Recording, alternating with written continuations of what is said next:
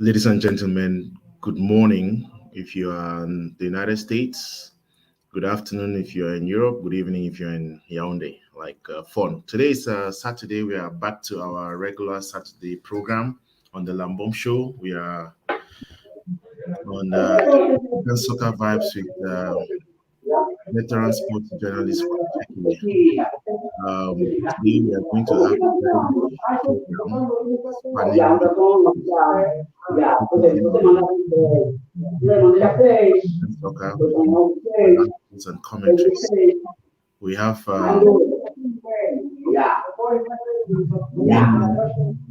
welcome. Yes, so thank you very much, Lambert. How is Yaounde today? Yaounde is calm and expectations arrive ahead of this big event in the nation's political capital of the what they call the Ballon d'Or, the Golden Ball Awards of Cameroon. So everybody's looking forward to that, just as they're equally looking forward to tomorrow's return match of the under 23 national teams of Cameroon and Angola. And it's such a coincidence that we have the players of the Angolan side not in this very hotel from where I'm answering your questions. So I guess that this afternoon is going to be a plush show here on the Lambom Show. Well, you also have some gentleman joining us with you. I mean, before he comes on, you mind talking a little bit about? Okay. I've always had my way of bringing people on board. When I was the man in charge of sports at CRTV television, that is, I made sure that whoever had something to offer was brought on board. It didn't need to be my countryman to come on board. There is something about me. I give preference to competence, to performance. So you would be surprised that if I became the president of this country today, that my number one enemies will be those family members who think that they have to be appointed to positions of responsibility when they cannot deliver.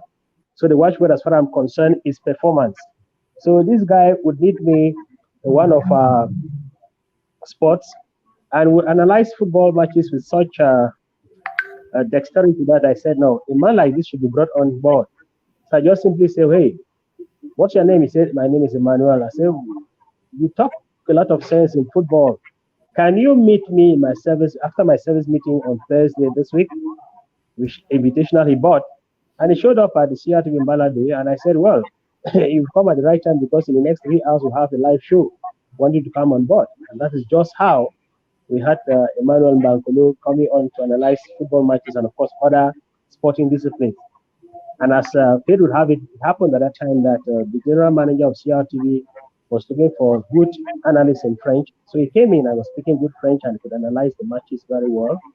And so that is how I was asked to include him in the roster for the analysis of matches. And a few years after I've left CRTV, he's proving to be one of, if not the best sports analyst of French expression at Cameroon Radio Television. So, and I don't regret having ever invited him on board. And I saw this afternoon, I asked him to come on board the Lambom Show.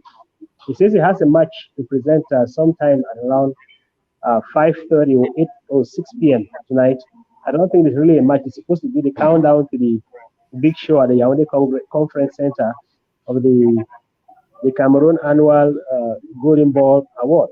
So I think that would be it for the countdown from CRTV. So definitely, if he comes on, he'll definitely be trying to rush over things and then go back to take care of where he's been assigned as an analyst at the Cameroon Radio Television. Great. So the Lambom Show family is growing. The sports family is growing, and as we say, we'll keep taking little steps and we'll get there. So let's start off. Last week, we predicted that Cotton Sport was going to have a replay of the cup finals, but it seems that the match against Bambutus, and I remember Raymond saying maybe the local advantage because they're playing in the West region could play out. So how did that game end, and what were the highlights of that game? Well, unfortunately, that evening I was at an assignment. I'd been brought in by the management of Fika Food, myself, Jean Lambert, and Louis Pascal Kuda, to try to think about building the the World Cup pamphlets and the World Cup booklet for the Indomitable Lions of Cameroon. So we had to be writing articles, going around and looking for the various statistics to prepare people or those who were watching the matches involving Cameroon to know exactly who they are watching and what they are capable of doing. So for myself, I had to present a package of about 29 pages in just 4 days. So I was so busy that I couldn't watch that match and start to finish. But one thing I discovered for the few moments that I tend to look at what was happening on television, it was contrary to what Raymond had posited. Raymond thought that Lumbembo, so the coach of Bambutos, who had left the team, was going to have his accent felt. It didn't come that way. I remember I was each time Raymond advanced an argument, I always went against what he was saying, and at the end of the day, I carried the day. Because I proceeded and I predicted that Bambutos was going to pay back Cotospor in identical currency, which they succeeded in doing. And in the match, I think the match ended 1-0 in favor of Bambutos. So Bambutos defeated Cotospor 1-0. And not to say that Cotospor gave away the match, because there were some players in tears. When that match came to an end, the players were so disappointed that they didn't win the Super Cup of Cameroon, which is the Champions Cup of Cameroon, beating the cup winners and the league champions. So they are taking it so seriously. They were playing to win. In fact, they were playing to win. The Bambutos said, no, the slap he gave us on the day of the cup final will not be repeated, not even in our backyard here in the West region. So they stood their grounds and they were able to play and play and play and play, and they ended up winning the game. So again, I think that's testimony to the quality of the development of football in Cameroon, where you have two teams that competed, I think, 2 weeks earlier on. One is able to outplay the other, and in a repeat, in a different scenario, you have the other team, and so you have two champions now in Cameroon. One, Cotospor, the overall champions, and then you have Bambutus. But again, there's something I'm kind of surprised that Bambutus reached this level. That I've not heard about them in a long time. Are they real contenders, or the magic of football helped them to get to this stage? What do you think about? What is it called, the magic of football? Lambert, how close have you been with Cameroon football? Bambutos, the first thing about that club is that it's the club that has the greatest following in Cameroon right now. And I would want to tell you that Bambutus, before the cup final with Cotospor, had pleaded that the match should be taken to the Olembe Stadium, where they had hoped that 20,000 flags waving fans of Bambutus Boda will be present. The match was taken to the Amado Hijo Stadium. And even though the match was not taken to the other venue where they had wished that they should have just an overflowing capacity crowd in favor of them, they had the following still behind them when they played. In fact, I don't remember the last time I saw such an affluence at the Amado Hijo Stadium. That was a very, very long time ago. It should have been at least 2 decades ago that had that kind of affluence. And that would have been for an international match. That would have been something like Cameroon versus Zimbabwe in the run-up to the 1994 Africa World Football Cup competition. So it was an overflowing crowd at the Amado Hijo Stadium. That is telling you that Cameroon football is witnessing something like a rebirth on the domestic front. And all that kudos to the new man in charge, who is swearing by heaven and earth that he is going to give in his very best, just like he used to want to score goals for Cameroon. He wants to develop the football in this country administratively and put it exactly where it's supposed to be. So the crowd kind of bought the invitational and they came out en masse. And that is how it was possible to have that kind of huge turnout. So Bambutos has that great following. And besides that, when the crowd comes, sometimes when you play good football, you attract the crowd. Sometimes when you have the crowd, you attract the players who want to be seen by that crowd playing.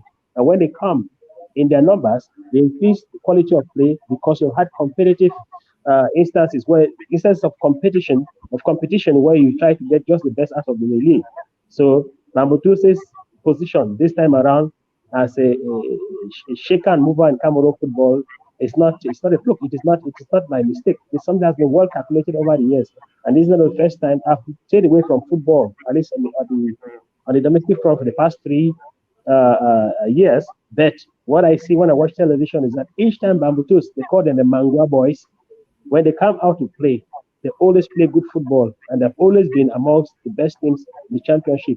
So what has happened last week is just something like the confirmation of what many people have thought will happen. In fact, actually, I'm not absent from the crowd that have predicted that they will defeat Cotton Sport in the cup final. It went the other way around. And that is why last Saturday, when I was talking with Elume, and he insisted that Bambutus could receive a second solid slap in the ass of Cotton Sport, I kept on saying that, well, that simply was not going to happen. That notwithstanding, the game of football is something that you cannot really very much well predict. But I expected Bambutus to make hay while the sun shines, although that match was played at night. So let's get to where you started off, because it's the I find it very interesting that somehow Eto was able to reach you and get you into Fecafoot. Let's talk about, because seemingly this week. No. You don't get. I didn't say it got me into Fecafoot. What happened was, Linus Pascal Fuda called me and said Jean Lambena wanted us to meet. So we're meeting a la manière the old times. So like we used to meet in the sports service to come up with things for the service. So that's what I went there for. And I was told that it was something that was being organized by Fecafoot in the name of the country. So I found that to be good. And I said, okay, let me put my own best into it, because the assignment that we're giving required somebody who has written a book that can be called a diary to be part of it, because there's plenty of history and not any kind of history that cannot be disputed for any reason at all. So maybe that was also because of what the elite clubs did this week. We read that they crowned Eto the best president of Fecafoot, and I'm wondering, I had to go back to check my records to see how many presidents Fecafoot has had. And I mean, as far as my memory goes, at least just recent memory, I know only of about 3 or 4 of them. And so I'm wondering, what is the criteria these presidents use to crown the gentleman the best, who has barely been in office for 10 months? Well, let me say, that is not just a moment, please. Are you the coach of the Angolan side? I want to see the coach, please. Ask him to come. I'm waiting for him right here. Thank you very much. So, no, don't put it that way. There have been so many presidents of Fecafoot. Iya Mohammed was the 16th since the very first one way back in 1960. So he was the 16th. And if these presidents come to meet at the Fecafoot headquarters and they are saying that we are crowning the Ethiopians as the best president, it's simply for the fact that Ethiopians, by dint of what he presented to the Cameroonian sports public as manifesto when he was running for the post of president of Fecafoot, he outlined a detailed program, what he intended doing for Cameroon football. And just since the 11th of December 2021 to today, Samuel Eto'o has been able to live through his billing. He has done more than most people, almost everybody thought he was going to do.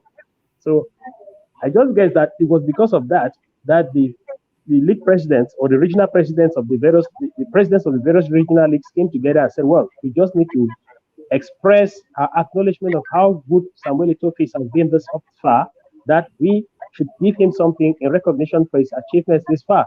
And if you had to be somebody who deals with a lot of mathematics, and I've always gone back to that because the mathematics have always been my root from when I was in Bishop Rogan College, even when I read S1 at Casbam, the chemistry, maths, further maths, and physics.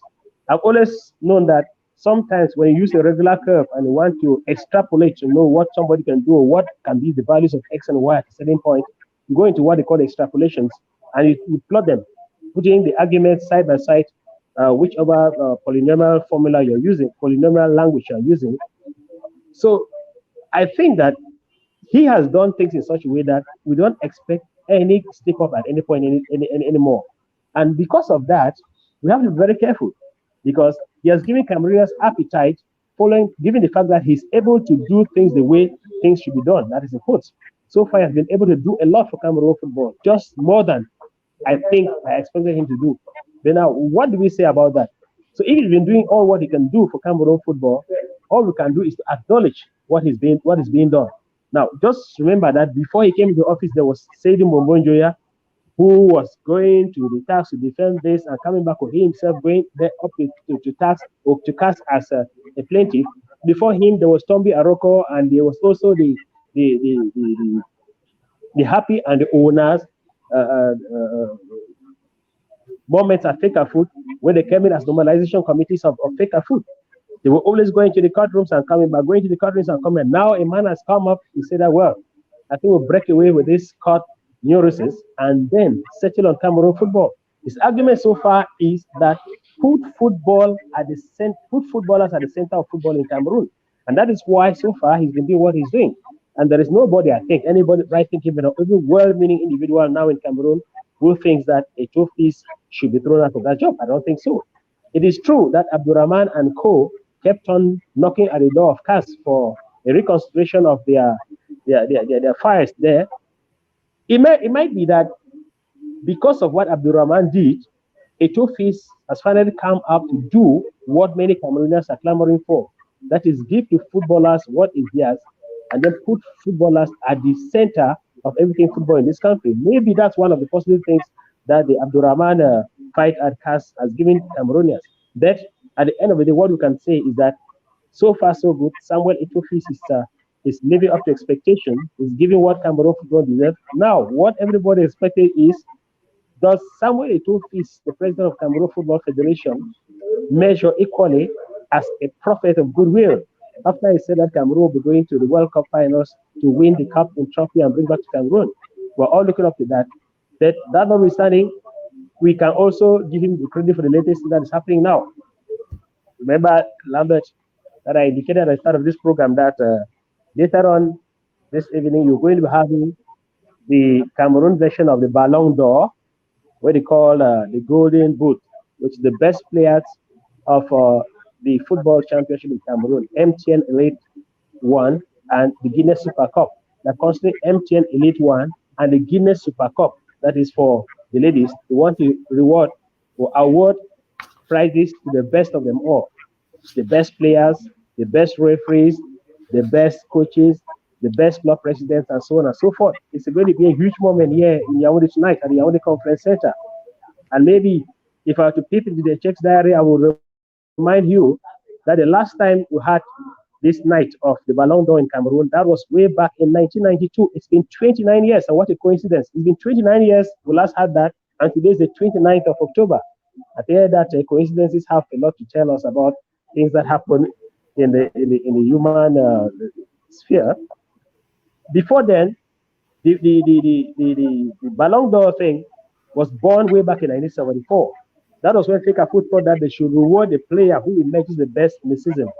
And in that year of 1974, it was Yaounde, a boy of Kano Sportif, who won that particular edition of it, the inaugural edition of the Ballon d'Or, or what we call commonly in English as the player of the year, the best player of the year. And since 1974 to 1992, just two players had succeeded in winning the trophy twice. Roger Milla did in 1975 and in 1976. Theophile Abega did in 1982 and in 1983.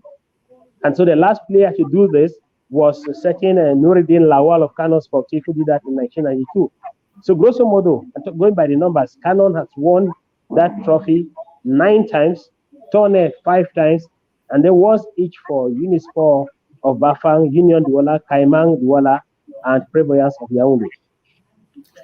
That's some history right there for you, and some stats that you will not find anywhere except on the Lambom Show, thanks to the veritable sports journalist. But I'm wondering, I mean, without getting to too much about why has it taken this long? What happened to the price? Is it mismanagement or what? Because this is something that should be regular. I mean, do you know what caused Faker Food or whoever is organizing this not to have taken this since how many years today?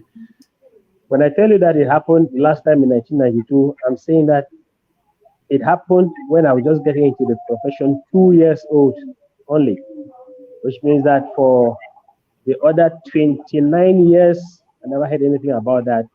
And I would never have known, because when I just got in, I relied on the data that I came and found. And I would not have known exactly at that time what happened. It came across to me as it was something that was just pushed under the carpet and forgotten and buried there. But you use the word right now that was it because of incompetent management of Faker Food. I think it was the fact that people decided to abandon the chase for the substance and were running behind a shadow. So along the line, they kept on dropping those things that mattered in the game of football. So egos, self-interest, and what have you took over, and nobody ever had any time to imagine that things that give the Cameroon football its label need to be given enough consideration.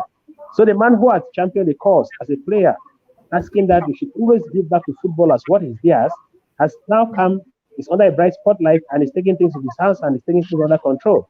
And so that's why we understand that some of these things are being done. Well, but you should give it a kind of reading in the fact that if they say they're only rewarding MTN Elite 1 and the Guinness Super League, it means that for now they have shoved aside MTN Elite 2 to tell you that it is something they think it should begin. Maybe they are not yet fully equipped to resume it with the kind of fanfare that would have loved to do, but they say let's begin somewhere, and then maybe along the line we can now bring in MTN Elite 2. So for now, I understand that they say there's a need for players to be encouraged. You know, when you organize an event like that and the player is under a bright spotlight and the entire nation is watching on television screens or live from the conference center, it gives some plus. It makes the player feel that I'm being asked to embrace my destiny and to make of it what I can. And so that alone helps to get the players propelled or pushed on in a kind of way for them to get to try to work and become the real names and the real stars that contribute to the durability of Cameroon football. So having this night, actually somebody has been asked the question exactly what is the price package that goes with that. And I was told that from listening to the conversation between that individual and the communications officer of Food, I will make you understand that they say what goes along with it is just the Olympic spirit. So the prize money for now is not to be mentioned anywhere. There could be something, but I don't think that it's worth mentioning at all. For now, it is the symbol, the symbolic award of those prizes and what comes with them that is being given pride of place. So we don't have an idea exactly what the prize money will be. Then maybe at some 7 p.m. Cameroon time today, we are going to see Patrick Ndemboma, who is going to be the MC in the company of CRTV journalist Elene Besson, who are going to MC the event. Maybe in course of the show, we'll be able to know from the organizers what is the prize money, or maybe to hope that maybe in future we'll be having some of those things being added on, and Cameroonians being told exactly how much money you take back home when you win the best player award. But the fact that you come in a bright spotlight is always something that cannot be quantified. Yeah, I mean,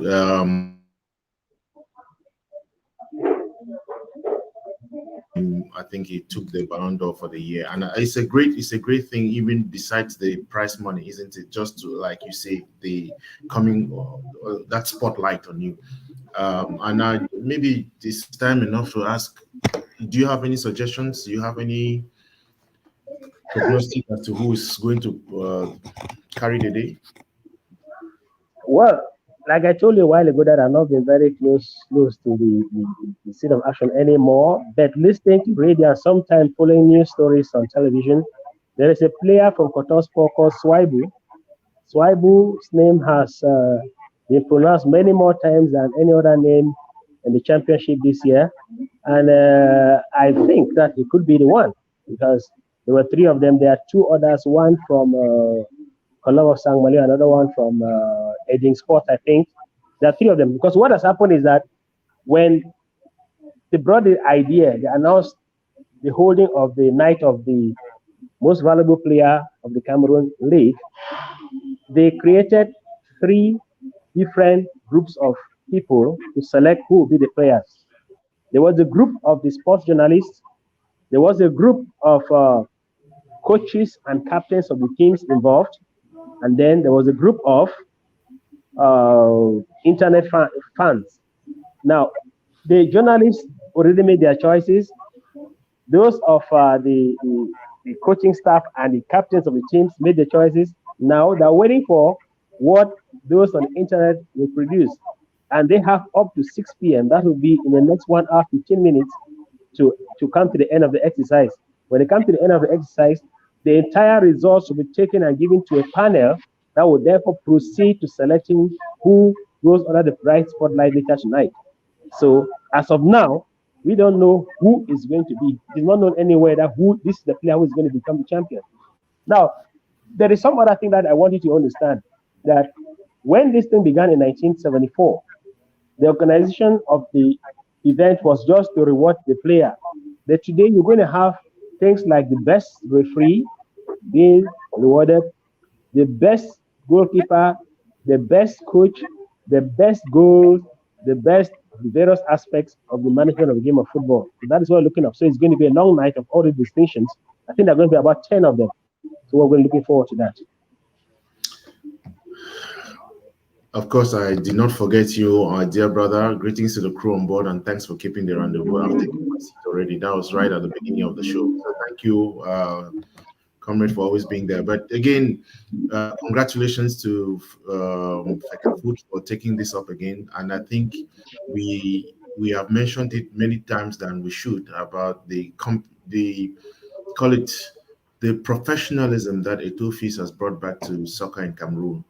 I can understand why the presidents of the elite teams are doing this, because I think he has really brought back the players, I think their salaries and all that, giving teams money to make sure that soccer in Cameroon gets to the standard that it deserves. And while there are some voices online that are warning Etofis not to become too haughty because of this and not to run faster than his, it's worth. I mean, I've never seen. Well, let me say never. It's typical that things happen this way in Cameroon. After 10 months, somebody becomes the best. One would expect that this kind of trophy should have been given to him after 2-3. He still has 6 years. He just extended it. They changed it to 7 years. No, what happened is the rules are talking about the Olympic mandate, so which is 4 years. At the level of FIFA and the Confederation of African Football is 4 years, and each federation is called upon to fashion out its text based on that of CAF and FIFA. So at the level of Cameroon, what they did was they have written to FIFA and CAF saying that we are proposing this. And now CAF and FIFA are trying to study it and look at the pluses and minuses of such a proposal or such a proposition, and then to give the word on it. So for now, we don't yet know. For now, his first 4-year mandate that he took when he came in is on. Whether he's going to stretch it out to 7 years to make it one mandate 7 years, it's still left to be known. But you just said something a while ago about people having to warn Etofis that should not be haughty. Lambert, you know how many times I've had to raise my voice with you when this program was not beginning at the time it's supposed to begin. Just that those of them who have that idea that something has to be done, they do it with a lot of passion.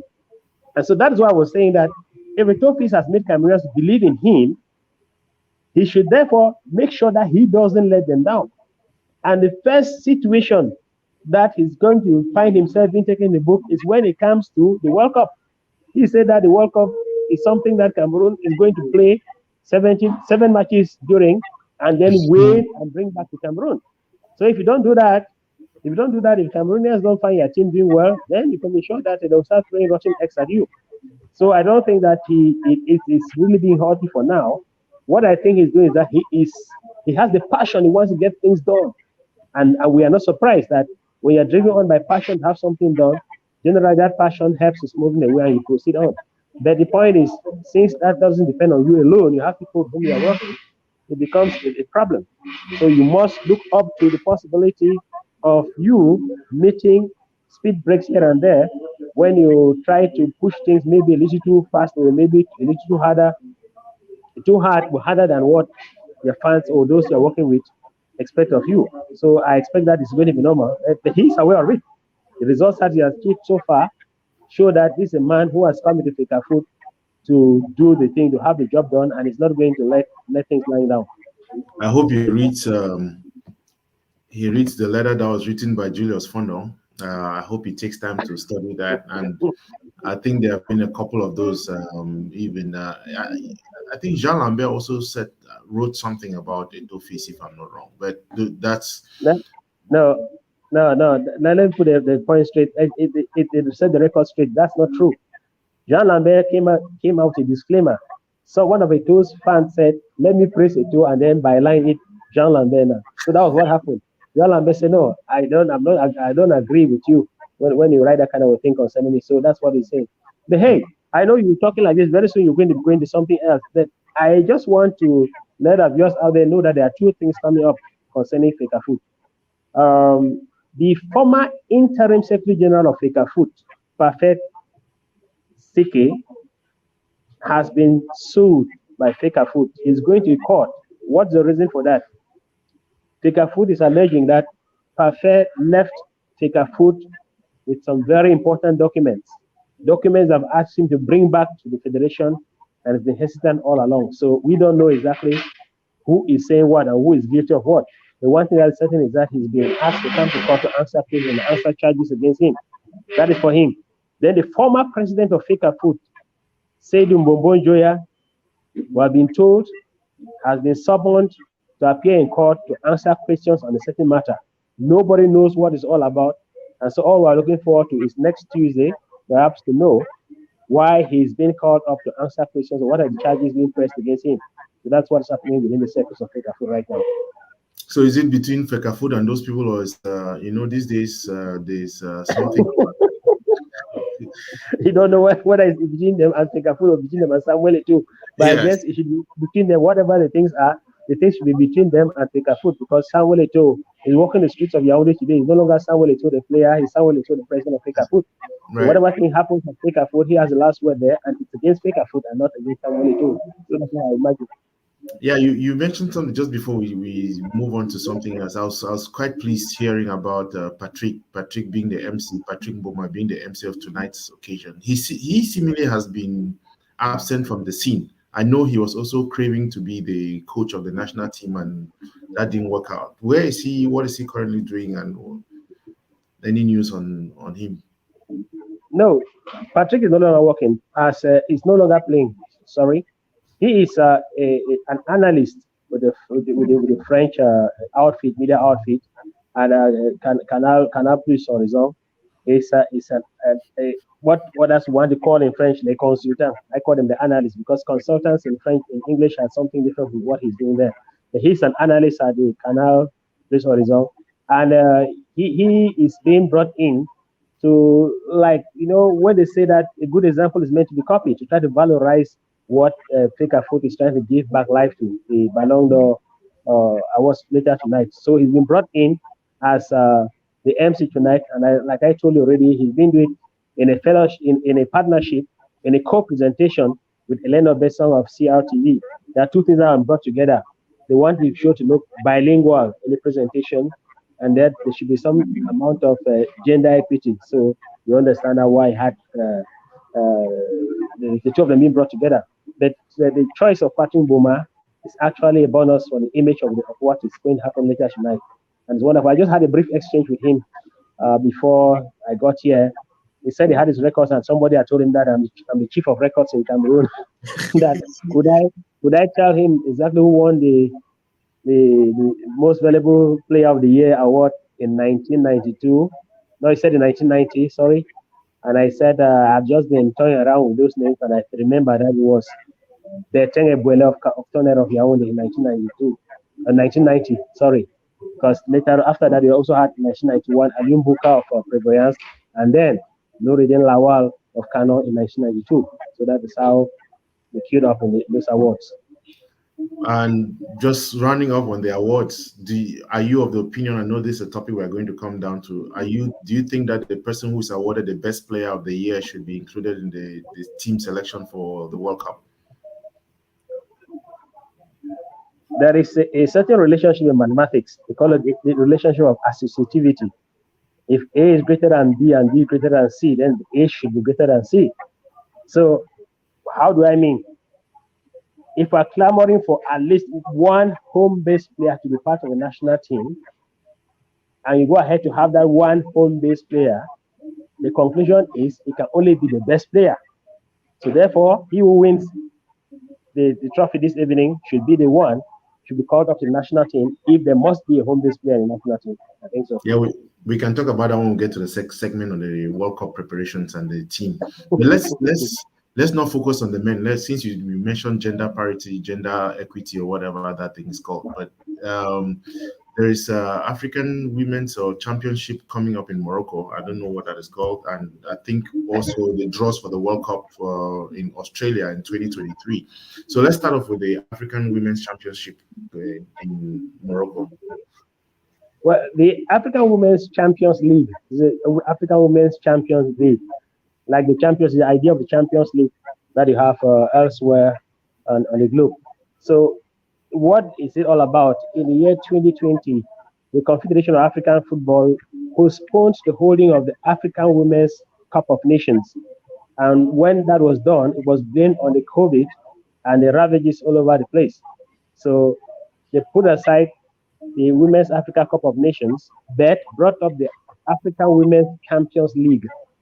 This African Women's Champions League is bringing together for the finals the best teams of the 6 zones of the Confederation of African Football.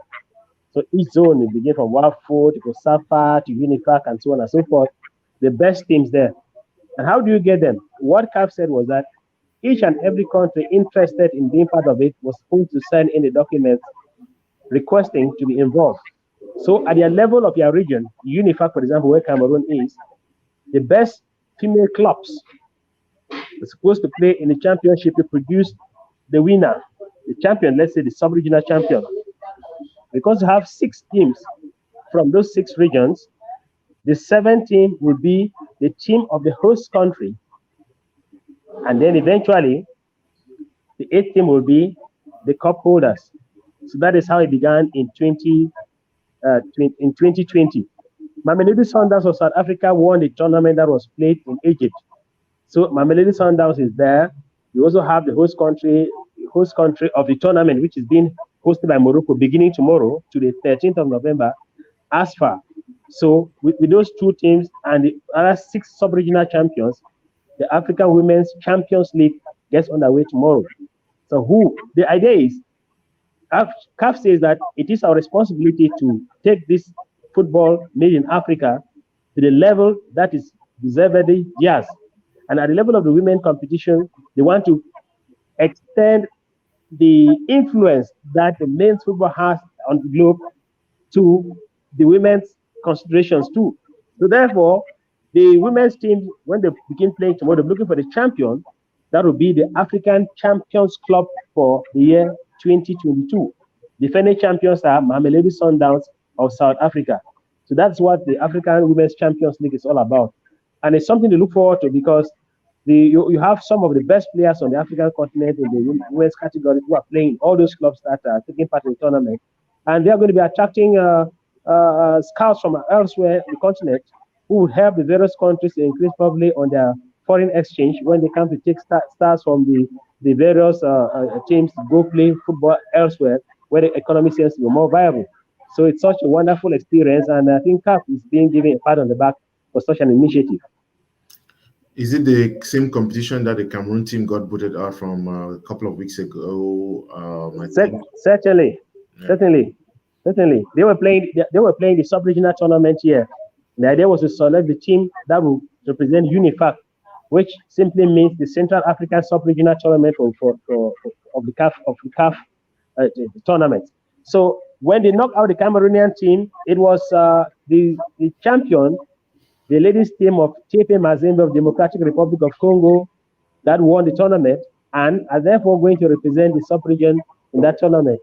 So that is how it played out here in UNIFAC, and Cameroon was not part of the teams going to the tournament.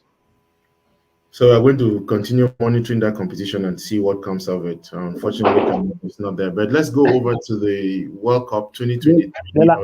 The Lambom Show is talking about the vibes on the African continent. We spent 30 minutes talking about Cameroon. It's understandable, but we're talking about the African continent. And whatever thing happens concerning football on the African continent is of some interest to me, to Raymond as well, and maybe to Bankolo, and who I think they're probably struggling to come on. I don't know what's happening. Raymond actually sent me a message just before we come on that they were hoping that will begin at 5 o'clock. I told him that the way things were organized is such that we could not begin at 5 because of logistical considerations. So I think Raymond will be coming on any of these minutes coming right ahead. So Good. that is it for now. We look forward to welcoming him. So let's go over to the African Women's World Cup that is coming up in Australia. I think it's Australia and New Zealand, if I'm not wrong, next year. Yeah, Uh, the draws just took place. in Australia, yeah. So what? How are the African teams? And remind me, it seemed the last time we covered the women's competition, Cameroon did not automatically qualify. They were supposed to play some other games. What happened to that, and where are we with the women's team? No, the Cameroon was not. Cameroon did not qualify because at some point there was a slip up in their performance, so they didn't qualify.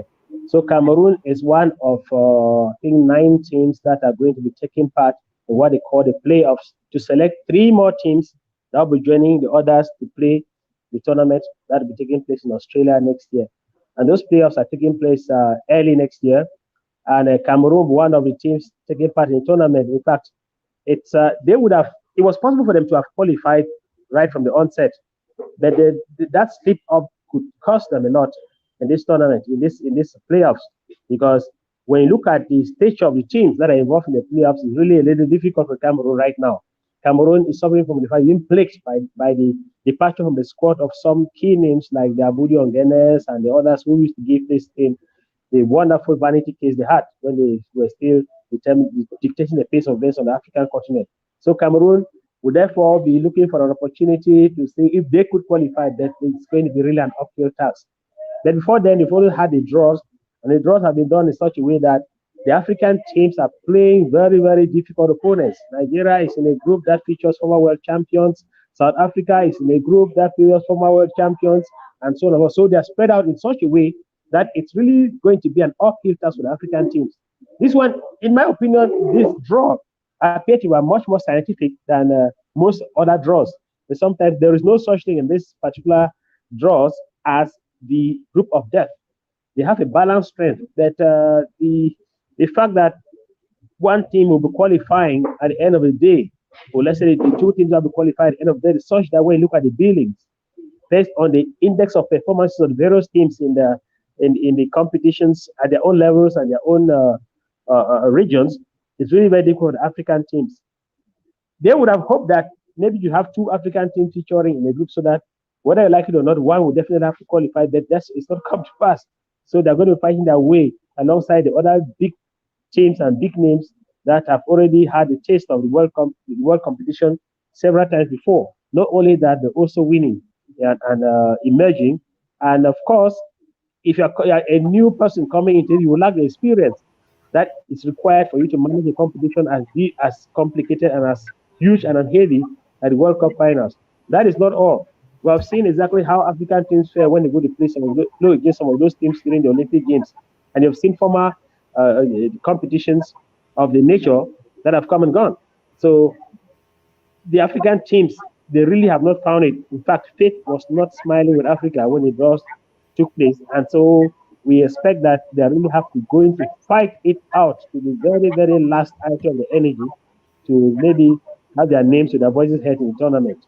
So that is what it is. Therefore, now we have the playoffs that are coming up early next year, and maybe of the 3 teams remaining, we could maybe find one more at least going to join the others to make it maybe 5 African representatives at the competition taking place in Australia. So one would have expected that the men's soccer team that qualified, I mean the countries that qualified for the World Cup, would have had a similar outing, but seemingly only Morocco amongst the 5 teams, because currently we only have Morocco, South Africa, Nigeria, and Zambia. I don't know what is happening to the female version of the Ghanaian team, the Tunisian, Senegalese. So it seems as if it's a good thing that it is kind of evenly spread out, so that you don't have one country dominating both competitions, the male and the female. So at least it elevates the level of soccer. So while Nigeria did not qualify for the men's soccer World Cup, at least their women's team is going to bring home something for them. And the same thing, Zambia was they call it a revolution. So I don't know. Well, you are trying to be very tricky there, Lambert. Did somebody ever tell you that there's a federation that says that we cannot manage two teams in the same competition or in the same year? I don't think so. They would have loved to put in their very best and help those as many teams qualify for the various tournaments as possible, so that the state pumps in as much money for them to be able to handle those things in those competitions, and therefore open the doors and windows for a lot of misappropriations and embezzlement. So they will not want to listen to that kind of thing you are saying. You know, what I discovered in football and sports in general was that those who manage them at the end of the day, sometimes they don't really take the interests of the various countries or teams at heart. Sometimes when you see a club official lamenting over the failure of a club to qualify for a tournament, it's not really because they want them to qualify. The trouble is, when they don't qualify, you make it impossible for them to have things at their disposal which they can mismanage and then fill their pockets. That's what I think. So therefore, if you see a country that has featured the men's team in a tournament, they'll do everything for the women's team to go on, or vice versa. If they qualify the women's team for the tournament, they want everything for the men's team to qualify. Then if they don't do it, if you don't do it, it's just because they have been unable to do it. Just been able to. They don't muster enough human resources in terms of performances to have both teams qualify for the tournament. So you can be reading it and say that this is something like a positive result or a consequence of the fact that the men's team did not qualify, but the ladies' team qualified. In the case of Cameroon, the men's team almost did not qualify, almost did not qualify, and then the women's team is going out for the playoffs. So it was like we're virtually barely being suffocated in the run up to the two finals. So I think that each country, what they are doing is they present what they can provide for in terms of human resources in the game of football or in sports in general. So it's not a question of saying that they would have it's a calculation that, well, if we want this country's level to be held in its competition, let's allow the male team go this time around, or let's say allow the female team go this time around. They can only offer what they have to offer. That's why they say that the world's most handsome or the world's most beautiful woman can only offer what they have to offer and nothing else than that. So again, I mean, I just believe that people should be able to do, and we have decried the fact that women's soccer is not grown up. I mean, to the level like, with a possible exception of a country like South Africa, isn't it? And then maybe the Maghrebian countries. Yes, these other countries are really just struggling because even with the Guinness Elite League in Cameroon, I don't even know how that is progressing and whether they have taken advantage of what they saw at the African Nations Cup. You know, what needs to be done to really elevate the level of women's soccer in Africa, because a lot. And we also have to congratulate the president of CAF, because he has also increased the prize money for most of these competitions, and he's doing everything to make sure that women's soccer on the continent grows. But I think that there needs to be a change. You're talking about it. Yeah. Now, there is something you're talking about what happens in South Africa.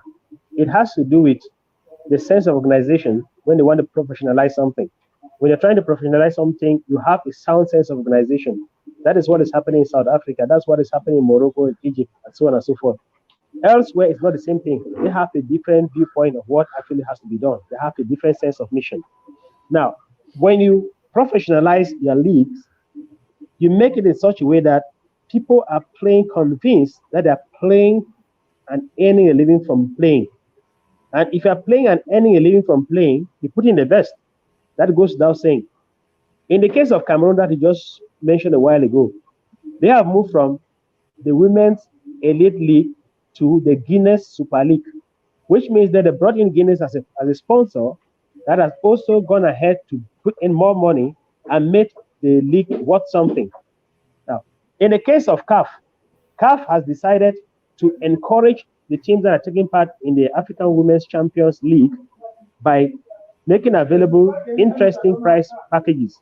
For example, the team that is going to win the championship, that is the league, the Champions League, the Women's Champions League beginning tomorrow, the team that will win at the end of the competition featuring the 8 teams is going to go back home with the sum of 200 million CFA francs.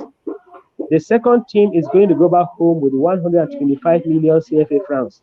The third team will go back home with 150 million francs CFA. I think the third team 75 million francs, 50 million francs CFA. I think that's interesting price packages based on what, or if you have to compare that with what has been obtaining up to now. The president of CAF has understood that if you don't encourage the players by making available interesting prize money, it's going to be very difficult for the players to find any need to want to put in their very best. Rather, they're always looking for a way to go out of the African continent. But with this, prize money being encouraging, in sound sense of administration, sound sense of professionalization, it makes it possible for the African women's football to get to a certain level. They have to. Mr. Mosepe, Dr. Mosepe says that he doesn't want Africa, who have the required stamina and potentials to lead the world in certain aspects concerning the game of football, to be left behind. So he's bringing his very best to make sure that Africa gets to what he described as his rightful spot in history.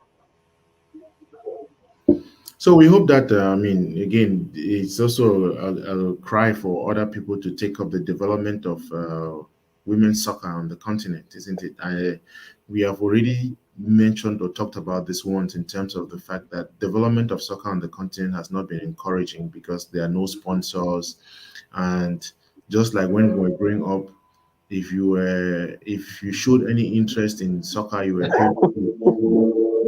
school was something that was meant for people who could not measure up. I think it's time for us to move away from those stereotypes and really encourage the development of soccer, especially amongst our girls. Lambert, were you ever giving some punishment for playing football? Man, you don't want to even think about when you are playing and you hear the sound of the car coming. You have to quickly do you have to quickly and then they make sure that you go to the streams at least 50 times, they feel a drum of water, and make sure that whole thing of soccer in your mind goes away once for good. Right. So okay, so let's again come back to the men. Any news on let's look at the composition of the teams. There are teams that were supposed to have sent in their list, 35 names. That was supposed to have happened sometime last week, but I think many teams have not. At least I've not seen the one for Cameroon. I don't know whether you have any update on that. Well, Lambert, this is a situation where a lot of anarchy is going on around the place. What happened? I don't know. I cannot tell you with certainty what the instructions were. I cannot tell you what FIFA told various countries to do. But like you observe, it was not possible for you to know the names of the players who had been shortlisted for in the various lists that were forwarded to FIFA. That was done last week. A list of 55 names that were supposed to be forwarded to FIFA, so that by the 10th of November, you will have the list of 26 players that will be taking part normally in the World Cup finals. Let's look at the case of Cameroon. It is not any different. Nobody has been told who are the players who have been selected, pre-selected. That's the word we'll try to use for now. But what is happening is things have filtered out of the coach's file and are making the rounds on social media. The first thing is that Rigobert Song reported to have included Zambo Anguissa and Michael Ngadu, the two players whose exclusion from the tour in Asia raised a lot of dust. So it is being said that the two have been included. That is not all. We are being told that Christian Bassogok, who seemed to have fallen out of favor with the technicians of the national team, has also received an invitation letter to come to camp. We are being told that Duplex Chamba, who has apparently not played any match at all since the May of this year in his Belgian club or his Danish side, is being retained among the 55. So that is what is actually happening right now. And we are not really very, very, very comfortable with what is happening. No, imagine that you have a thing like that going on. And everybody is so anxious to know the names of the players who have been retained for the tournament and we can only get them through rumors. And even have the publication of a letter that has been addressed to a particular player on, and even signed by Rigobert Song on the social media. Now, it brings in a lot of ill feeling. Those players who have not been invited, they know, because amongst the players, I was told that, okay, let's say legend holds that there was a time when things were very difficult for the Cameroon national team during a game. At halftime, the players decide and determine who is henceforth being the goalkeeper, who will be the center for, who will be this and that. To say that the players amongst themselves know who qualifies to play more than the other.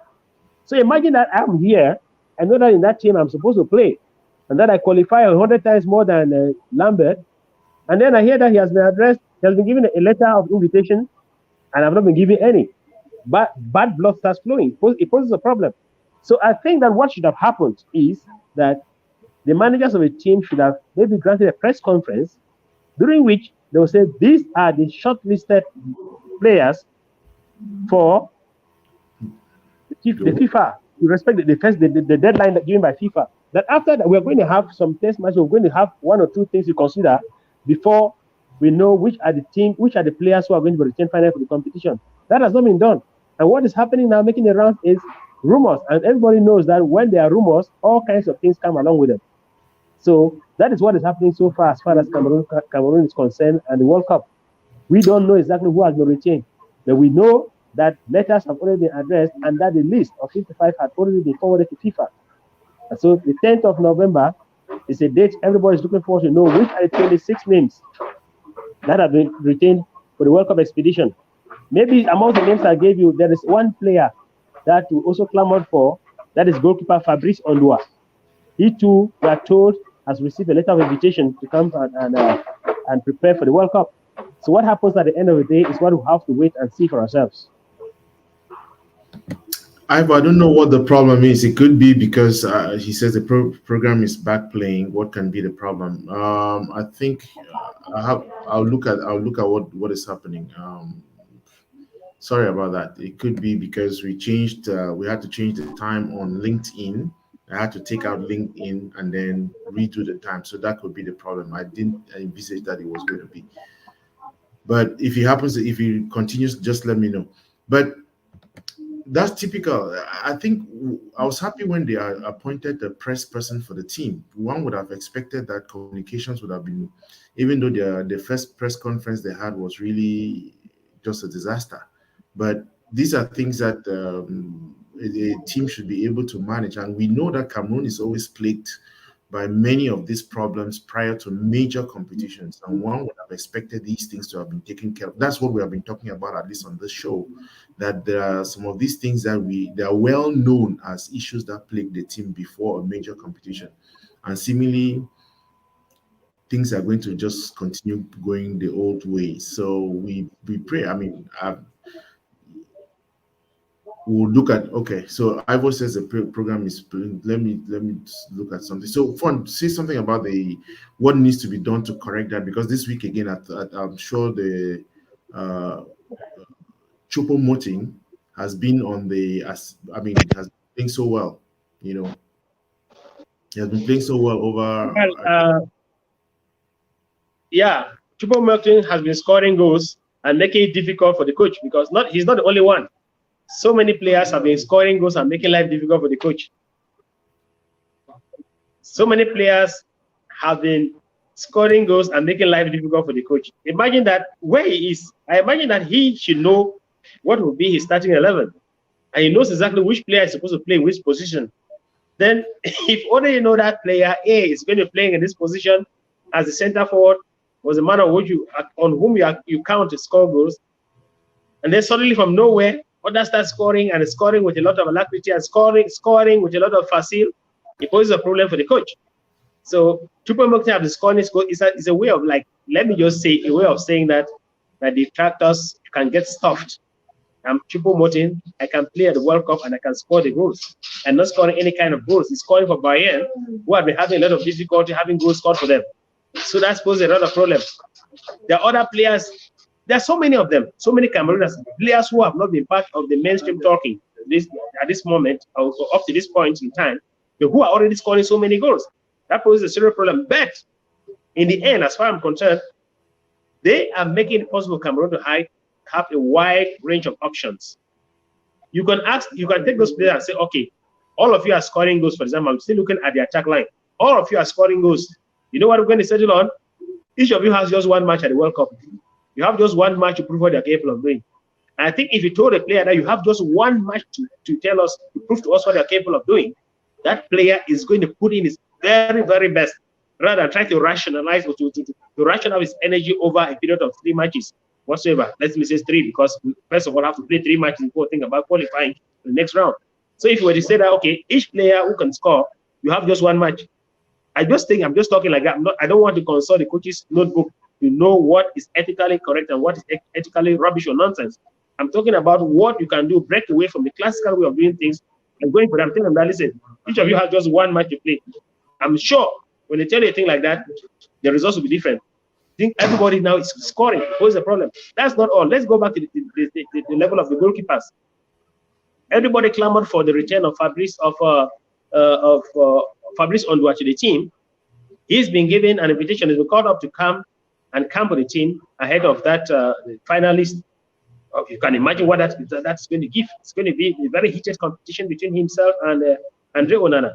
So I think whatever thing is happening in the various football stadiums and pitches and the various competitions, I think Cameroon is being blessed by the fact that they're going to have a wide range of options from which to select. Maybe at the end of the day, what is going to happen is that they'll have a difficulty in making the right choice. Someone used to tell me that Cameroon used to defeat Nigeria because Nigeria has so many more players than Cameroon. There is difficulty of making the choice of who qualified to play and who did not qualify. And because when you have the confusion of who should be chosen and who should not be chosen, it poses a problem. And then at the end of the day, you end up shooting yourself in the foot. So, Elias, it's a lack of discipline from leadership. We don't have the right culture at local level. That makes it difficult for us to see who qualifies to play and who does not. Players that sadly play for their teams does not help the process. Some can call whoever he wants to. We shall judge him from his results. And he goes on to say, the issue of Chupo is clear for me. He's 33 years old and plays different roles for club and country. Honestly, Moting is not a starter. 15 minutes here and there because with Lions, he's a playmaker and will need to defend more. He can't be effective. And I seem to agree with you in terms of the different roles. But for the same reason why maybe we should put Abubakar, we should just leave him out because, again, what is he going to? We should bring Chupo and leave Abubakar out. Maybe that's what Elias is suggesting. But what's your comment on that? No, I don't buy what Mr. Eno is saying. You know what? When a player goes to play in a game of football, let's look at just one game. The game, everything being equal, lasts 90 minutes. Ordinary game of football lasts 90 minutes. You are not going to begin the game from the very first minute and be running up and down, right and left the length of the field. You know what you're going to do for you to be effective in the course of the match. So the various matches you play and the various challenges you have to surmount to produce results have their various stages. So what Chupo could do playing for Bayern could be different from what he does playing for Cameroon. The players who even play for Bayern are different from the players he plays for Cameroon with. So he goes into the game of football with what he requires to put in as a complementary factor in whichever game he's playing. So the way he plays there in Bayern will never be the same way he plays in unless he has the kinds of players in the Cameroon national team who are going to be making available the stuff for him as it happens that way in Bayern. But when they come to the Cameroon national team, what they do is that in their mind, they're psychologically sure of one thing, that we are at the level of the rudiments of the game of football. It's a rudimentary level, and we're going to try to attack this particular challenge in a different way. Tackle it different from the way you do in your professional club sites. And to crown it all, the mind and brain of the coach who functions at the helm of the Bayern squad is different from the mind and head of the coach that functions in Cameroon. In Cameroon, he says, I am here, what I'm giving you is the Hemley, the fighting spirit. In Bayern, they tell you that we are giving you engaging football and a lot of techniques and tactics, or lots of tactics. Because you come there, we are technical. You come there, we are giving you the tactics. That's different. There are two different kinds of way of approaching the games. So in the Cameroonian shirt, Chupo knows that it has a different kind of a quite different kind of equation in front of him to resolve. even though at the end of the day, it's one formula for the game of football. Who scores the higher number of goals is the winner. So whatever way you look at it, Mr. Ayok, I think that you should allow Chupo to come to Cameroon. When he's sporting the Lions colors, he plays what he thinks Cameroon requires from him to produce the results. So I think we'll get back to more details of the national team next week. I don't know whether we're not able to get on our two friends. So Fon, I mean, as it stands, Lambert, I think it's unlikely that they'll come on anymore because both of them are analysts on CRTV. Like I told you, I was informed that they have a live show that begins at about 5:30 during the countdown to the night at the conference center. So at this point in time, it's something like 25 minutes past 5. I don't see any of them being available anymore. Cool. So Ayok says Switzerland defense 10 and attack 10. Cameroon will need to match the same energy. Chupo is playmaker and in midfield with Anguissa, etc. The chemistry is not there. I've watched him play. We need men with energy, and I don't think Chupo will be good enough to start. We have data to verify that. So let's Ayok, let me ask Mr. Ayok, what if some Bahana could copy from the notebook of Valerine from Nachi, who in 1990 was giving Miller 20 minutes each time, and those 20 minutes was the most effective minutes of the game. He has not yet told us exactly how he's going to be using Chupo. So why don't you think that he could copy from Valerine from Nachi's notebook? Switzerland defends 10 and attacks 10. But we have said this 101 times on this show that when you're taking on a team, you don't go to take on a team playing the person's own game plan. You bring your own and impose on the person, break down the 10 and they find themselves attacking 3 and defending 7 and sometimes climbing 4 and staying back 6 or coming 6 and staying back 4. You cannot go and be playing the way they are playing. What is going to happen is that it tactically demands that you try to perforate the strategy of your opponent and then emerge as the better side. So I think next week we'll focus more on the team because we are getting to November when we are getting closer to the World Cup. But the last minutes that we have, the under 23, they have a game, a return leg tomorrow. I'm sure the Angolan team might have gone out for practice. I don't know. We're trying to catch them on. But what was the score of the last game, and what are the projections for tomorrow's game? Wow, Lambert, is a situation that is really quite dicey. How do I mean? Cameroon won in Angola 3-2. Now, that says that in Yaounde tomorrow, if the Angolans were to win 1-0, Angola will qualify and Cameroon will be eliminated. But before that match, there's something haunting the den. 5 players of the Cameroon team were thought to be so indisciplined as to be playing with toys during their camp in Angola. They were found playing with a toy gun, and it went viral on social media. And the reaction from the federation was prompt.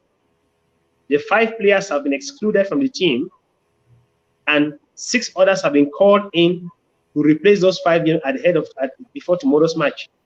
So you tell me, if they've been building up that team to play against Angola in the first leg match played last week, how much sense does it make that because of the show of indiscipline, that they should send out 5 key players and bring in 6 new ones 1 week later to tackle the same opponent?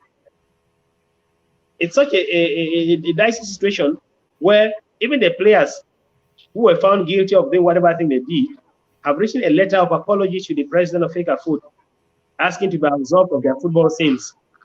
That no positive consideration has been given to the plea, and so tomorrow they are going to go and play with the 6 new ones who have come in to replace the 5 who were found guilty of indiscipline. So that is the situation in which Cameroon find themselves before tomorrow's match. Angola is aware of that. I will tell you that when I met them in the hotel lobby here, they were looking so confident. They were looking so stress-free. It would appear that the story in the den is finding some fertile ground in the camp of the Angolans. So what happens tomorrow is left to be seen. That we are really torn between whether they should not have been allowed to play tomorrow's game and then giving another sanction after that. Because by doing what they are doing, it could backfire. Just like they could have a better result and we say, well, that was even the kind of stuff where you say that a disappointment becomes a blessing. But what if it doesn't happen and Cameroon were eliminated? They will definitely say that the decision that was taken to exclude those boys from camp was just a wrong decision. So that is what is happening before tomorrow's match here in Yaounde. Okay, we wish them well, and I just wanted, again, out of respect for Mr. Eno, go look at the team in 1990, the quality of that team. Fede, Omar, one-on-one, those players could play. This team does not have that quality.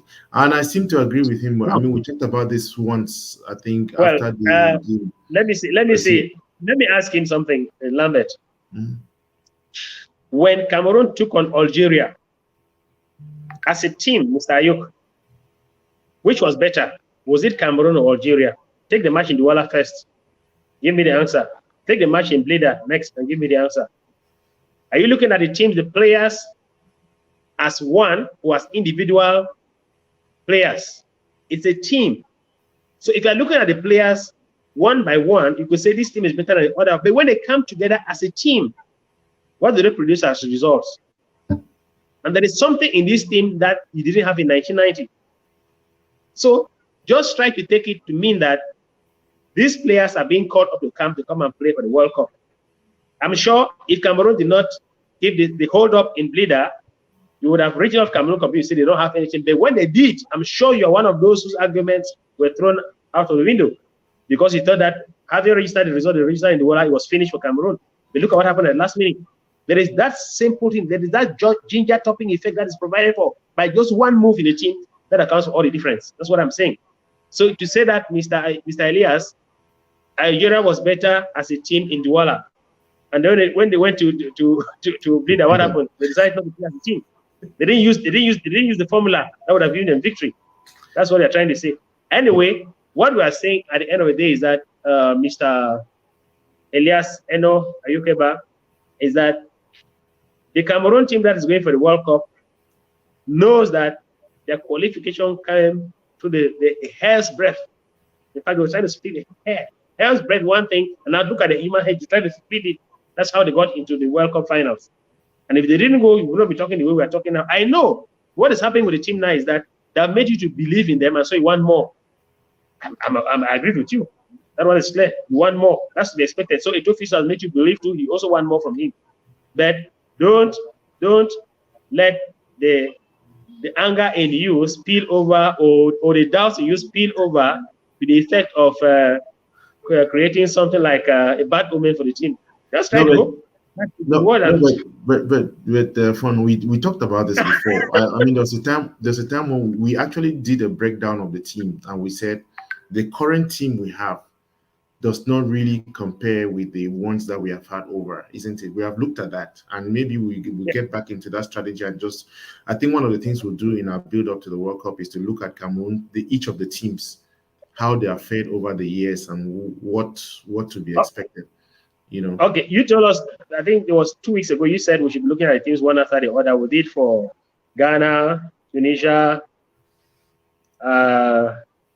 Morocco, and we're coming closer and closer. Senegal, we're coming closer and closer to Cameroon. Normally, we're supposed to begin Cameroon next week because today we're supposed to tell you exactly what has changed in terms of the players who are being called up. Now we'll start dissecting the Cameroon team next week. And we'll see for ourselves what can and what may not be possible.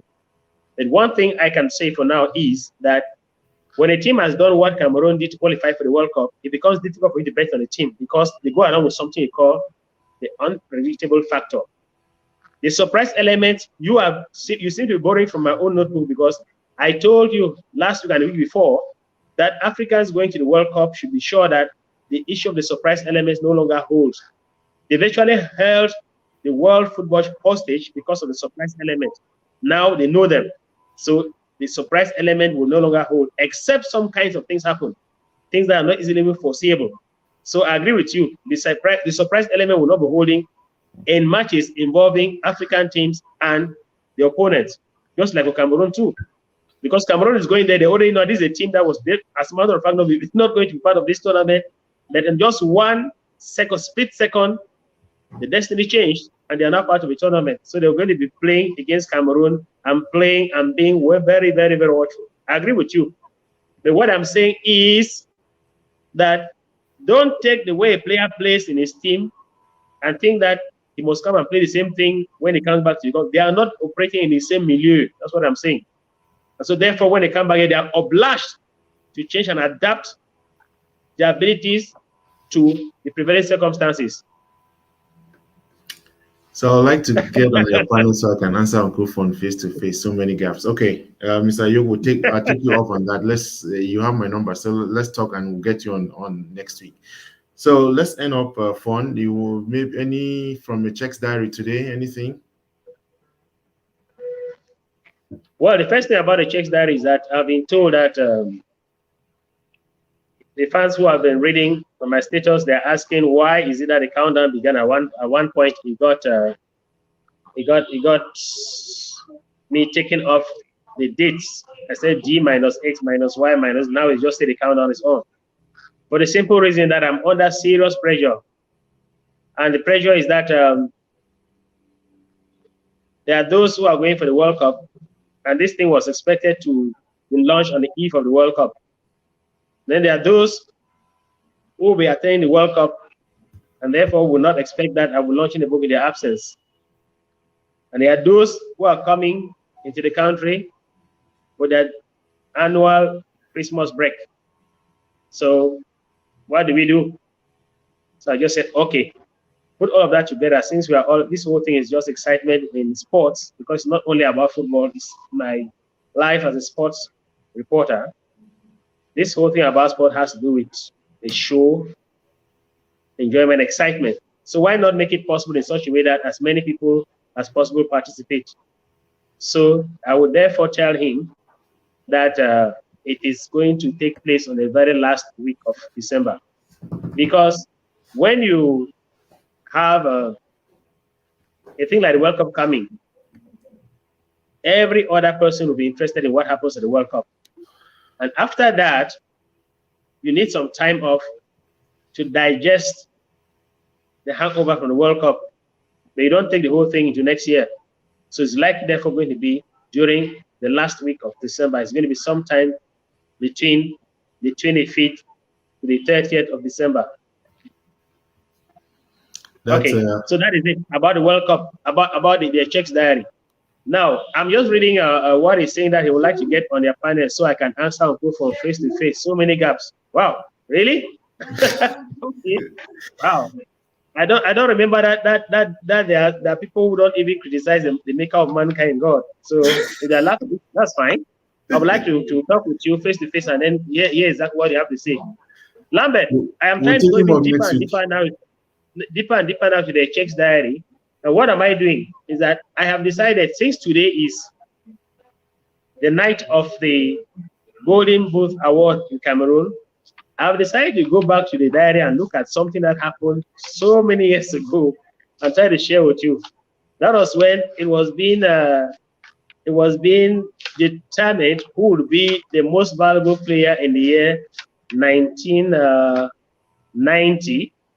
Why 1990? Because that was the football year for Cameroon.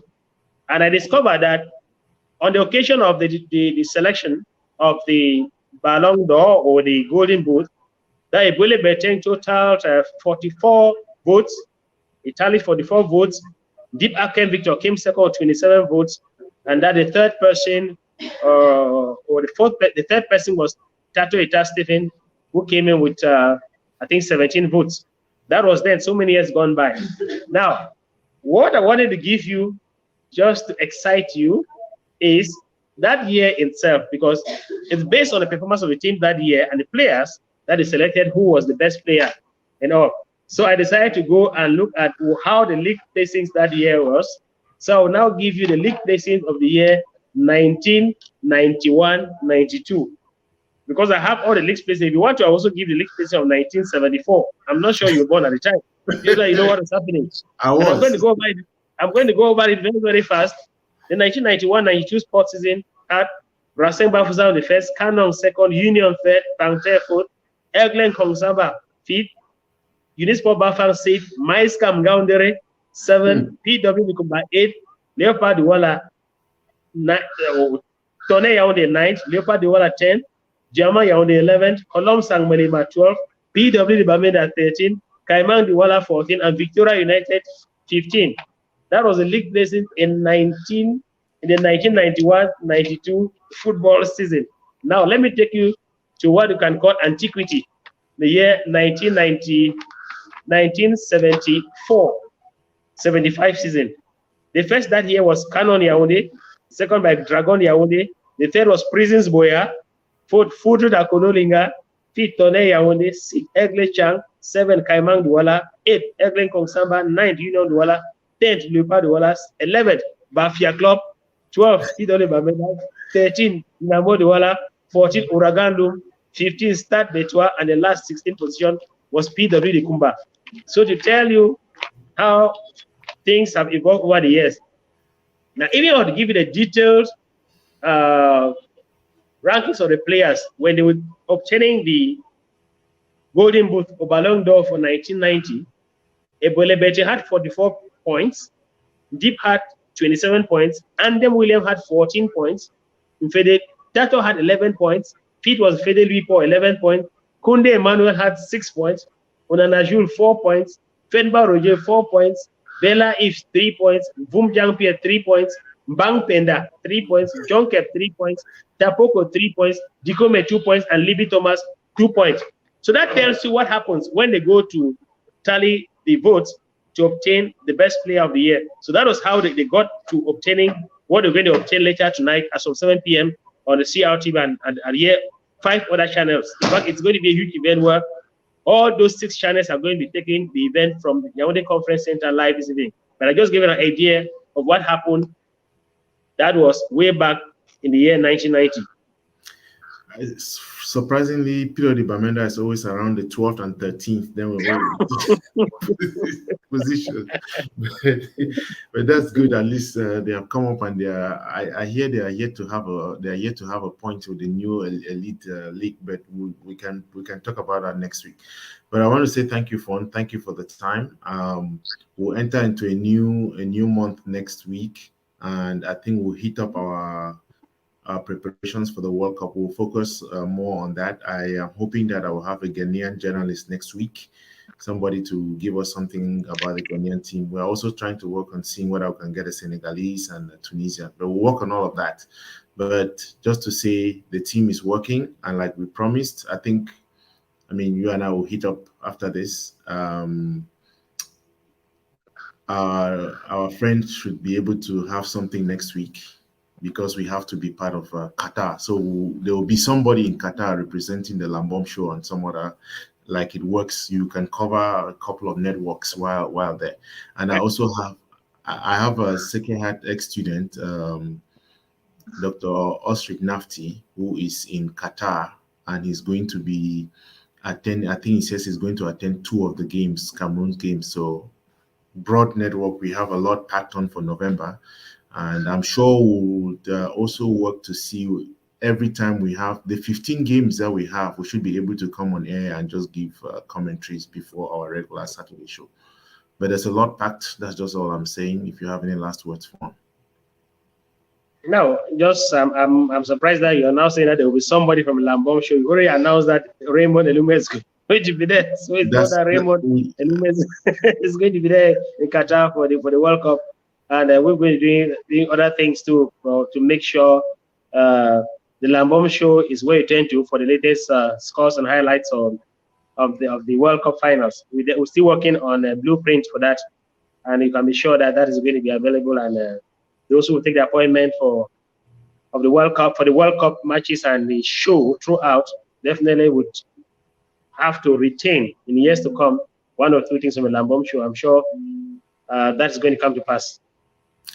So again, thank you very much, and always a pleasure. And like I say, please subscribe on our channel. I hear there's a problem with subscribing in Cameroon because you need data, but we'll work on seeing how to get many more people on the channel.